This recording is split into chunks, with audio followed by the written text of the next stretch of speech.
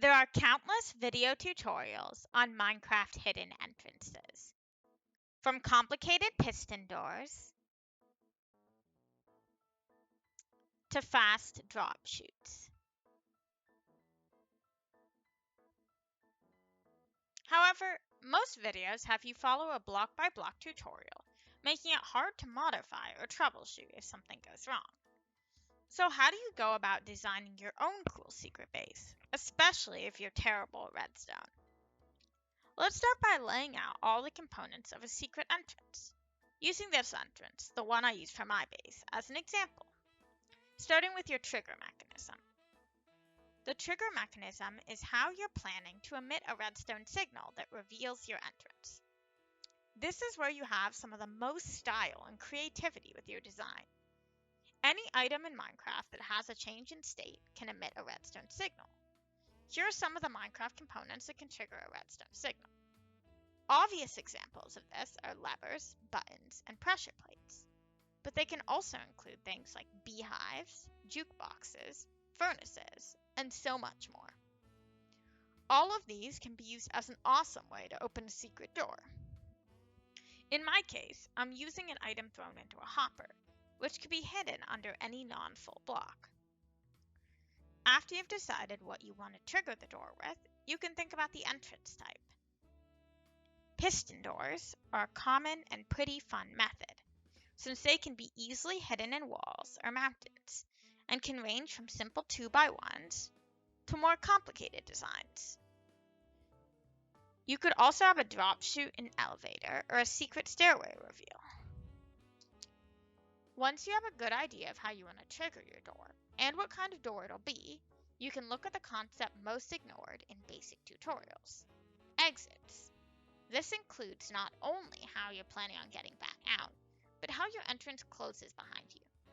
Having a lever on both sides that powers the door is pretty common, but you could also opt for more convenient methods, such as a timer that causes the door to automatically close behind you, which is what I used here. You want to make sure you have a way to easily exit again once you've entered, which I use a button for. And finally, once you have all that planned out, you want to think about security. How easy is your redstone to hide, and how do you make it inconspicuous?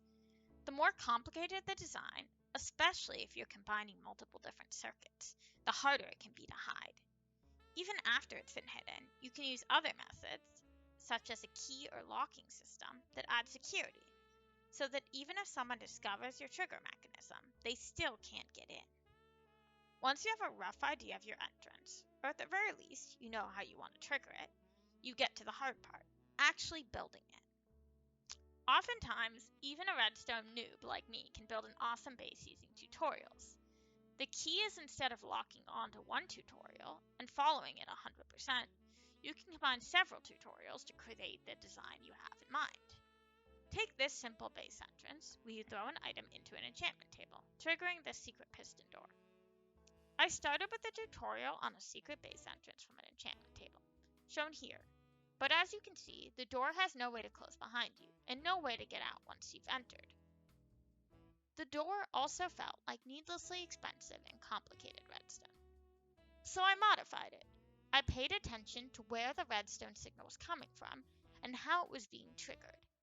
I then found a 2x1 piston door tutorial and replaced the redstone for the door with the new tutorial version. After that, I found a hopper timer tutorial and attached that redstone to the original tutorial redstone and new door redstone, so the door would close behind me automatically. Finally, I added a button that linked up to the redstone powering the door from inside the base, and I had a finished product, shown here. Even more recently, I created an updated version of this door, great for pranking friends, since many on the server learned they could use any item to get into my base. I added a lock and trap to the door, so if someone tries to get into my base while I'm not there, using the wrong item, they receive a rude awakening.